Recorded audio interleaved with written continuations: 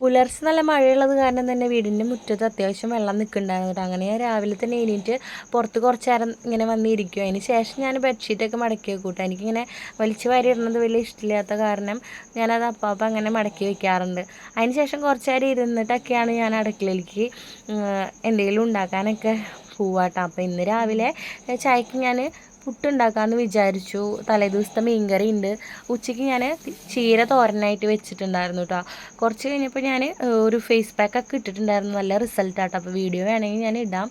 പിന്നെ ഉച്ചയ്ക്ക് ഏട്ടൻ ഹൈദരാബാദി ബിരിയാണി വാങ്ങിച്ച് കൊണ്ടുവന്നിട്ടുണ്ടായിരുന്നു കേട്ടോ. അത് എനിക്കിഷ്ടപ്പെട്ടില്ല കേട്ടോ. ഭയങ്കരമായിട്ട് മസാല ഫ്ലേവർ നമുക്ക് അങ്ങോട്ട് വയറിന് പറ്റാത്ത പോലെ എനിക്ക് തോന്നി.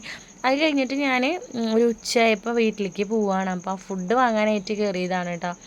ഫ്രൈഡ് ചിക്കനും വാങ്ങിച്ചു, പിന്നെ ചിക്കൻ റൈസും വാങ്ങിച്ചിട്ടുണ്ടായിരുന്നു. അങ്ങനെ വീട്ടിലെത്തി എല്ലാവരും ഒരുമിച്ചിരുന്ന് കഴിക്കാം കേട്ടോ. അപ്പോൾ അനിയത്തിമാർ കോളേജ് വിട്ട് വന്നിട്ടുണ്ടായിരുന്നുള്ളൂ. അതിന് ശേഷം ഞങ്ങൾ കുറച്ച് നേരം വർത്താനമൊക്കെ പറഞ്ഞിരുന്നു. രാത്രികാലത്തെ ഫുഡ് കഴിച്ചു. അപ്പോൾ ഇന്നത്തെ വീഡിയോ ഇത്രയൊക്കെ തന്നെയുള്ളൂ. ബൈ.